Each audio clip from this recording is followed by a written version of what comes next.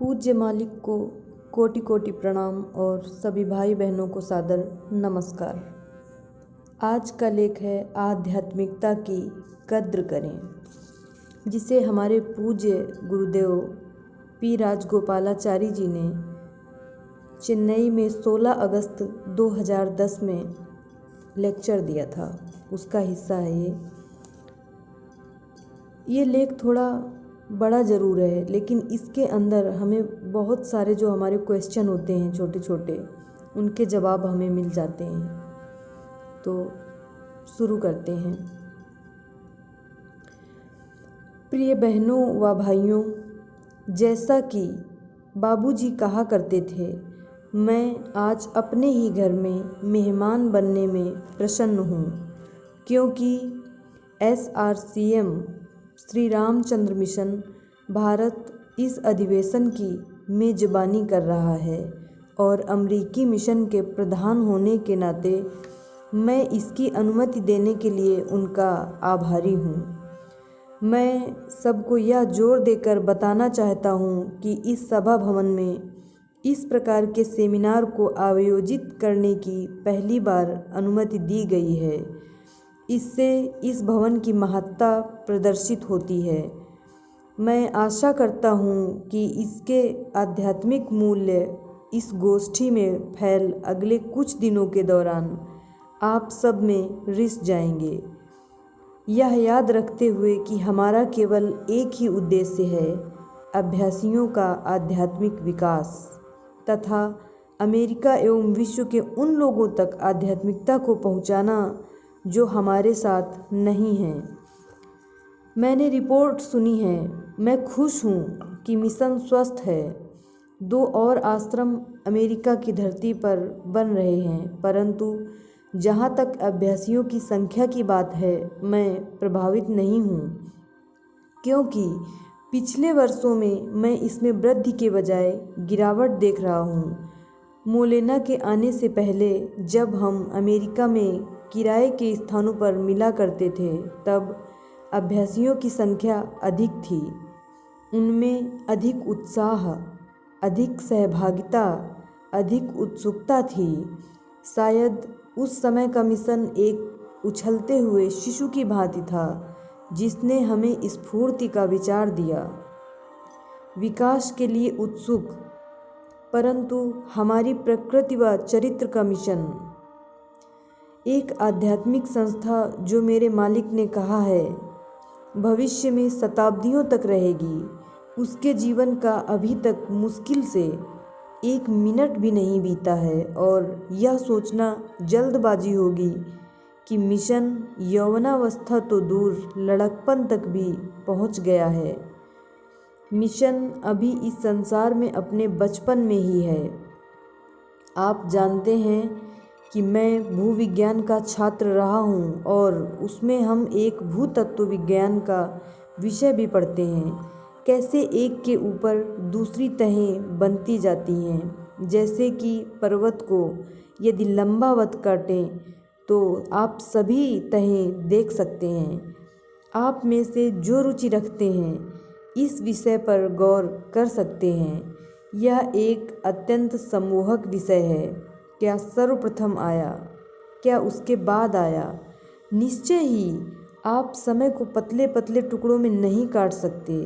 यहाँ समय रेखाएं हैं, परंतु जब हमारी जैसी संस्था के विकास की ओर देखते हैं तो अवश्य कोई समय होगा जब हम समझते हैं कई शताब्दियों पूर्व हमारा आधार मूल भी समय में एवं अंतरिक्ष में होगा, क्योंकि अंतरिक्ष और समय मिलकर वास्तविकता को स्थापित करते हैं जो यह संसार है। मुझे आर्थिक तंदुरुस्ती की परवाह नहीं है। आर्थिक रिपोर्ट मेरे लिए खास मायने नहीं रखती, सिवाय इसके कि यह हमारे कल्याण में योगदान देती है। हमारे भौतिक शरीर के लिए, जिसे अपने आध्यात्मिक जीवन जीने के लिए स्वास्थ्य, स्फूर्ति, शक्ति का अच्छा आधार चाहिए। हमें बाबूजी के दोहराए गए कथन को कभी नहीं भूलना चाहिए। कि यह संसार एक विद्यालय है। हम यहाँ केवल आगे बढ़ने और गुणात्मक वृद्धि के लिए ही नहीं हैं, वह तो हम बहुत कम उत्साह और उद्देश्य के साथ करते हैं, वह भी ऐसी शक्तियों के दबाव से जो हमारे नियंत्रण से परे हैं। यहाँ गुणन का प्रश्न आपके आत्मिक विकास का प्रश्न है। यही इस विद्यालय का प्रायोजन है, जिसे हम पृथ्वी या संसार कहते हैं, और संभवतः विभिन्न राष्ट्रों को इसकी कक्षाएं समझ सकते हैं। इतिहास, भूगोल और धर्म के लिए नहीं, वरन सांसारिक समसंयोजक के लिए। कैसे शक्ति को बिना प्रयास के इस तरह संभाला जाए कि जब उसका प्रयोग हो तो न तो वह दिखाई दे और न ही किसी को उसका आभास हो। यह कोई संयोग नहीं है कि हम संसार के अलग अलग देशों में अलग अलग सामाजिक एवं जलवायु संबंधी परिस्थितियों में पैदा हुए हैं, क्योंकि आत्मा अपने विवेक से जन्म से पूर्व ही ऐसा वातावरण चुन लेती है जो उसके भविष्य के लिए अनिवार्य है, एक जीवन काल में ही इस जीवन से मुक्त होने के लिए। मैंने यह कई बार कहा है, लेकिन मैं स्वयं को दोहराने से अपने आप को रोकना नहीं चाहता हूँ, क्योंकि बाबूजी महाराज अपने माध्यम को दिए अपने संदेशों में कहते हैं कि अच्छी बातों को दोहराना जरूरी है, क्योंकि अच्छी चीज़ें हम स्वतः ही स्वीकार नहीं करते। एक अच्छी सलाह को स्वीकार करना अत्यंत कठिन है, क्योंकि किसी न किसी रूप में वह मानवीय अहम पर चोट करती है। यह ऐसे हैं जैसे अहम कहता है, यह व्यक्ति मुझे यह कहने का साहस कैसे कर सकता है, और स्वयं धीरे से फुसफुसाता है कि जो मुझे स्वयं मालूम होना चाहिए था। यह व्यक्ति क्यों मुझे नीचा दिखा रहा है कि जानते हुए भी मैंने उसका पालन नहीं किया, और अब मुझे इस व्यक्ति के प्रति आभारी होना पड़ेगा जो मैं नहीं चाहता। अतः मैं अच्छी सलाह को स्वीकार नहीं करता। ऐसा ही होता है। बहुत पहले जब मैं बाबूजी महाराज के सहचर्य में था, उन्होंने मुझे सलाह मांगे जाने पर भी इसे देने के विरुद्ध सतर्क किया था। उन्होंने कहा था, पार्थ सारथी, सलाह मत दो। यदि वे तुमसे कहें तो भी देने से पहले 2 बार सोचो, क्योंकि जो लोग सलाह मांगते हैं उनमें से बहुत कम उसे सुनने का इरादा रखते हैं। अनुसरण करना तो दूर की बात है, और यदि आप बिना मांगे सलाह देते हैं तो तुम्हारे लिए एक भाई या दोस्त खो देने का खतरा है।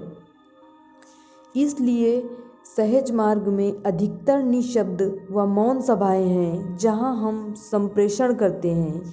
यह कोई आश्चर्य की बात नहीं है कि ध्यान सबसे अधिक सशक्त माध्यम अथवा क्रिया है, जिसमें हम मौन में ही जानने योग्य सभी परम आवश्यक चीज़ें सीख जाते हैं। और एक विधि जो मैं समझता हूँ अतुलनीय रूप से अधिक प्रभावकारी है, वह है संप्रेषण, ट्रांसमिशन, जो मेरी जानकारी में केवल सहज मार्ग में ही विद्यमान है।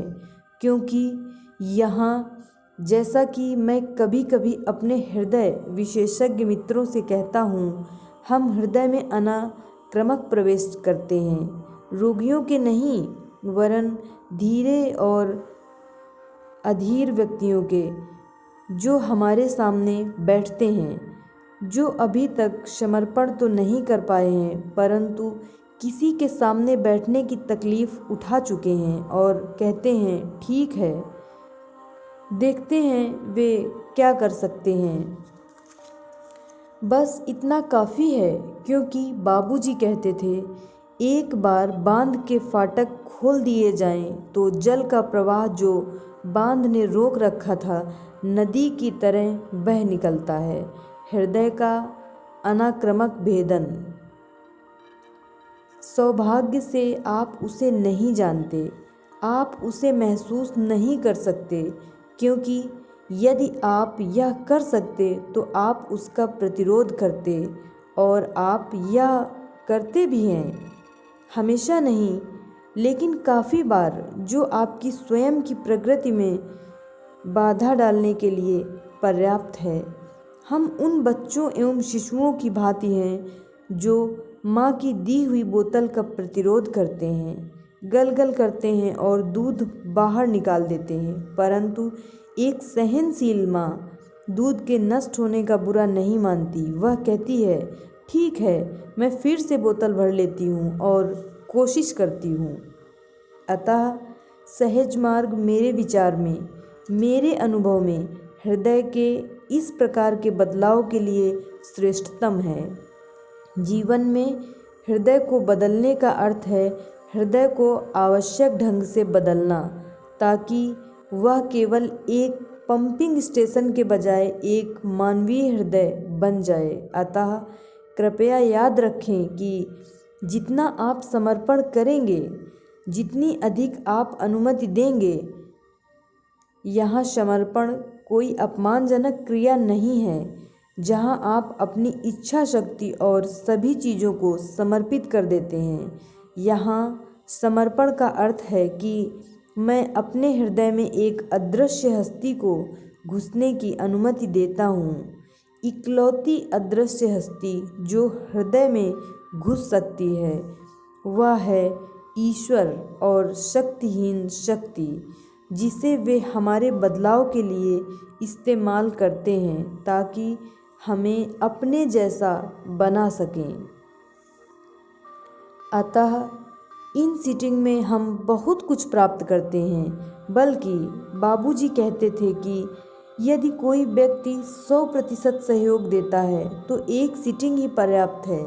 निश्चय ही वह एक आदर्श है जिसे पाने की हम बारंबार आशा करते हैं, और उनकी कृपा से हम काफ़ी लंबा जीवन पा लेते हैं ताकि शनय शनय धीरे धीरे अधिकाधिक समर्पित हो सकें। कभी कभी, जैसा कि शायद आज की सीटिंग में हुआ, हम स्वयं की, अपने शरीर की पूर्ण चेतना इस हद तक खो देते हैं जिससे पूर्ण भेदन संभव हो सके। कम से कम इस सीटिंग में हुआ। एक और उच्चतर पहलू है जिसके विषय में हम कुछ नहीं जानते, वह है जब हम सो रहे होते हैं, यदि सौभाग्य से मालिक स्वप्न में दिखाई दें तो वह शायद उनकी कृपा का अति उत्तम खूबसूरत प्रतीक है। हमारी जागृत चेतना के दौरान अपने प्रतिरोध को जीतने के लिए हमें उनके विशेष ध्यान, व्यक्तिगत ध्यान के योग्य समझते हुए वे हमारी नींद में हमारे पास आने का कष्ट उठाते हैं और हमारे लिए ऐसी चीज़ें करते हैं जैसे एक शिशु को बोतल से दूध पिलाना।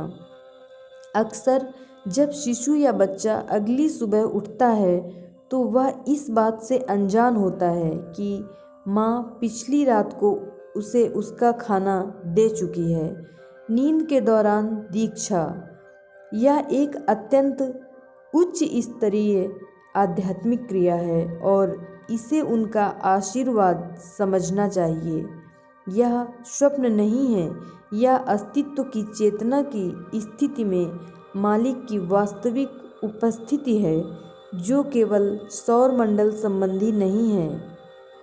यह एक श्रेष्ठतम स्तर है जहाँ गुरु स्थायी रूप से सर्वत्र विद्यमान है। जब वे कहते हैं, मुझे इस पर ध्यान देने दो, उनके यह कहने से ही उसी क्षण कोई कहीं भी हो, अमेरिका में, ताहिती में, नॉर्वे में तो कोई न्यूजीलैंड में, उनकी कृपा पा लेता है।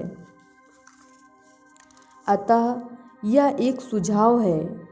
यह इस बात का भी स्पष्टीकरण है कि हम सोने से पहले प्रार्थना क्यों करते हैं। हमारी सहज मार्ग प्रार्थना की क्रिया, जो बिना होंठ हिलाए निशब्द रूप से दोहराई जाती है, इनकी उपस्थिति को आमंत्रित करती है और कहती है, प्रभु, हाँ, यदि मैं चाहूँ तो अपनी जागृत अवस्था में आपको देख सकता हूँ, चाहूँ तो आपको महसूस कर सकता हूँ, और यदि मैं अपने प्रतिरोध, अपने अहम को आपको समर्पित करके उन पर विजय पा सकता हूँ, तो मैं कुछ भी नहीं हूँ। मैं अस्तित्वहीन नहीं हूँ, क्योंकि यदि मैं अस्तित्वहीन हूँ तो मेरे मालिक को मेरी आवश्यकता नहीं है। मैं शून्य तुल्य हूँ, लेकिन कृपया मेरी सुप्तावस्था में वह करें जो जरूरी है। मैं इस प्रार्थना के माध्यम से आपको मेरे अस्तित्व की स्थिति में भी व्याप्त होने के लिए आमंत्रित करता हूँ, और जो मेरी जागृत अवस्था में संभव नहीं, उसे पूर्ण करने के लिए आमंत्रित करता हूँ। तो आप देखते हैं कि प्रातःकालीन प्रार्थना से लेकर ध्यान, सांयकालीन सफाई, रात की प्रार्थना तक हम 24 घंटे के लिए जीवन क्रम में भले ही अपने गुरु, अपने मालिक तक पहुँच पाएं या ना पहुँच पाएं, परंतु मेरे द्वारा उन्हें मुझ तक, मेरे दिल में, मेरी चेतना में पहुँचने की, मेरे जीवन में पूर्णतया व्याप्त होने की और उसे वह बनाने की जो उसके लिए नियत है, की स्वीकृति अवश्य हो गई है। मत भूलो, यह कहना अत्यंत सरल और मतहीन होगा कि वे हमें वह बनाते हैं जो वे चाहते हैं। नहीं, वे हमें वह बनाते हैं जो हमें बनना है, जो हमारी नियति है। उस मौलिक अस्तित्व सृष्टिकर्ता का हिस्सा जहाँ से और जिससे हमने स्वयं को विलग कर लिया है और यहाँ आ गए हैं, जिसे आज मलिन सांसारिक भौतिक जीवन कहते हैं, परंतु मेरे विचार में इस कीचड़ में भी सुंदर कमल खिल रहा है। जैसा कि हम भारत में कहते हैं कि अंधकारपूर्ण जगहों पर, गंदी परिस्थितियों में भी कहीं कमल, कहीं लिली जैसे फूल खिलते हैं, जो इस बात की ओर संकेत करते हैं कि उस भद्देपन में मलिनता से भी उबरने के लिए मौका विद्यमान है। आपको ढूंढना नहीं पड़ा। आप भाग्यशाली हैं कि आपको यह उपलब्ध है। आपको ढूंढना नहीं पड़ा। आप सब वहाँ हैं और पा चुके हैं। इसका उपयोग करो। गिलहरी की भांति मत बनो जो काष्ठफल, नट्स ढूंढकर उन्हें कहीं दबा देती है और फिर अक्सर सर्दी में बर्फ से वह अपने ही द्वारा संग्रहित काष्ठफलों के ढेर के ऊपर मरी पाई जाती है, जिन्हें उसने नहीं खाया। हम आध्यात्मिकता को संग्रहित नहीं कर सकते। मैं नहीं जानता हम आध्यात्मिकता जो हमें मिलती रहती है का क्या कर रहे हैं, परंतु कई बार यह मछली के गलफड़ों में से बहते हुए जल की तरह है। उसे जल को अंदर लेना पड़ता है और फिर उसे गलफड़ों से बाहर बह जाने दिया जाता है ताकि वह उसमें से जीवित रहने के लिए ऑक्सीजन ले सके। तो हम जीवन की इस नदी से अस्तित्व के सागर की ओर जाते हैं, जहाँ हम ग्रहण करते हैं और उसे अपने पीछे आने वालों की ओर ढकेल देते हैं। यही बाबूजी के कहने का तात्पर्य है कि लाला जी आनंद के सागर में तैर रहे हैं और उनकी आध्यात्मिक उपलब्धियां उनके उत्तराधिकारियों को पहुंच रही हैं। हम रखने के लिए नहीं, देने के लिए कमाते हैं। हम बनते हैं केवल दूसरों को अपने जैसा बनाने के लिए। हम दूसरों को सिखाना सीखते हैं। याद रखो, जीवन यही है कि हम जो भी अर्जित करें उसे दूसरों को दे दें। शरीर अपने विवेक में, दिमाग अपने विवेक में अपनी ज़रूरत के लिए रख कर बाकी से इसी उद्देश्य को पूरा करते हैं। आत्मा को अपनी पवित्रता, अपनी शाश्वतता के कारण स्वयं के लिए कुछ नहीं चाहिए। यह कोई अमेरिकी मिशन के अध्यक्ष की वार्ता नहीं है। मैं आपके इस थोड़े से दिनों के सेमिनार के पहले दिन कुछ बोलने के लिए विवश हो गया था। मेरे विचार में ये बहुत कम दिन हैं, क्योंकि मेरे लिए सहयोगिता एवं भाईचारे का अर्थ है स्थायी रूप से साथ रहना, बिछोह का एक भी क्षण नहीं। यदि जल को अणुओं में विभाजित कर दिया जाए तो क्या हम उसे इस्तेमाल कर सकते हैं? नहीं कर सकते। यदि ऑक्सीजन और हाइड्रोजन को अलग कर दिया जाए तो? बिल्कुल नहीं। यदि मुझे ऑक्सीजन को गैस के रूप में इस्तेमाल करना है तो वह एक ज़रूरत है जो मुझे नहीं चाहिए। हमारी हर ज़रूरत जो हमारे लिए ज़रूरी नहीं होनी चाहिए, केवल हमारी स्थिति की कमजोरी ही दर्शाती है। एक ऐसी स्थिति जिसमें हम सेवक बन गए हैं। मालिक बनने के बजाय हम सेवक बन गए हैं। धन के साथ भी ऐसा ही है। मुझे कभी भी इसकी ज़रूरत नहीं होनी चाहिए। अतः बाबूजी कहते हैं, सरल और प्रकृति के अनुकूल बनो। तुम्हारी आवश्यकताओं की पूर्ति तो हो जाएगी, अपनी इच्छाओं को भूल जाओ। यह एक अत्यंत विवेकपूर्ण कथन है जो एक ही झटके में प्रकृति द्वारा हम पर थोपी गई इच्छाओं के प्रति हमारी गुलामी की बेड़ियों को काट डालता है। अतः प्यारे भाइयों व बहनों, आध्यात्मिकता का मूल्य समझने का प्रयास करो कि वह क्या है, किसके लिए है, इसका बिना विराम के कैसे उपयोग किया जाए, जो सतत स्मरण है। मैं आप सब के लिए प्रार्थना करता हूँ, वे हम सबको आशीर्वाद दें। धन्यवाद।